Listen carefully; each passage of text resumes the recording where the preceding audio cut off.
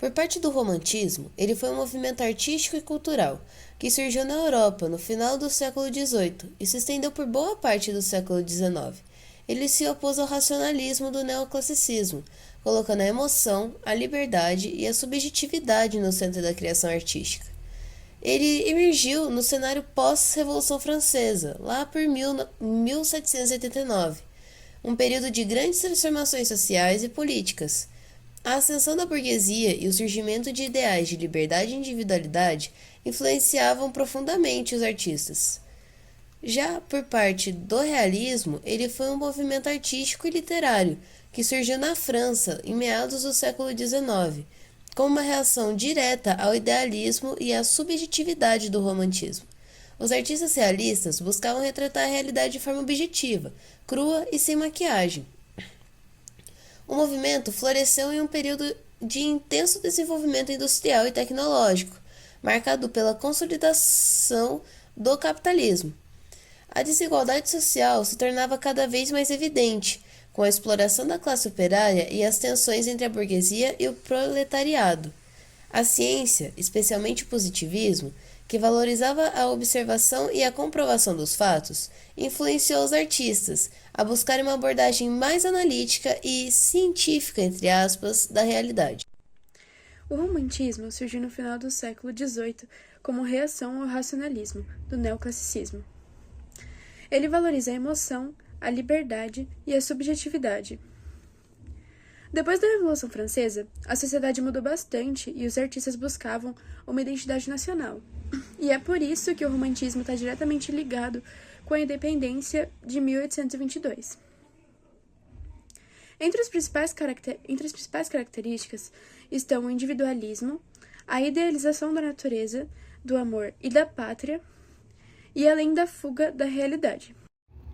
Já o realismo surgiu no século XIX, principalmente na França, como reação ao romantismo.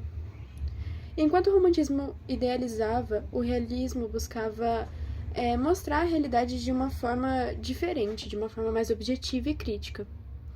E esse período foi marcado pela industrialização, o avanço tecnológico e o aumento das desigualdades sociais. As características principais são o objetivismo, a racionalidade, a crítica social e a representação de personagens comuns, mostrando problemas do cotidiano e da vida urbana. Bom, agora vamos ler um pouco sobre a biografia dela.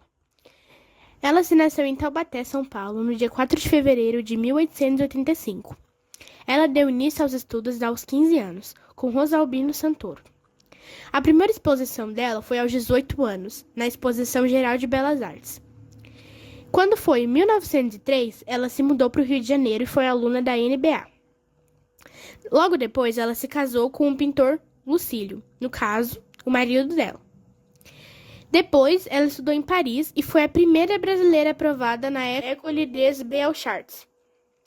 E ela também frequentou a Académie Julian. Agora eu vou falar um pouco sobre a obra e reconhecimento. Temas. O tema que ela utilizava nas obras dela eram figuras femininas, cenas históricas, estilo impressionista. E ela participou de diversas exposições internacionais.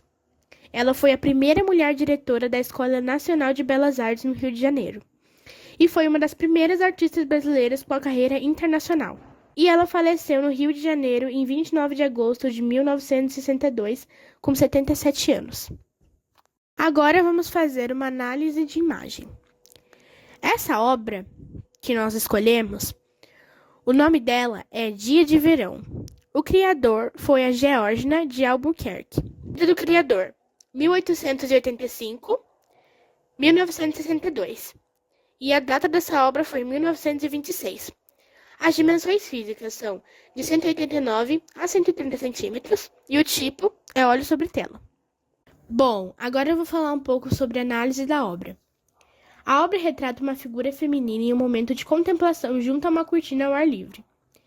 Influenciada pelo impressionismo, Geórgina utiliza pinceladas leves e soltas que conferem um movimento e suavidade para a cena. A paleta de cores é clara e luminosa, destacando a feminilidade e delicadeza do ambiente. O foco da obra é a figura humana, e também alinha a transparência e o efeito da luz, que transmite uma sensação de espontaneidade, leveza e romantismo. A obra equilibra emoção e observação da natureza, mostrando a sensibilidade e as características da artista.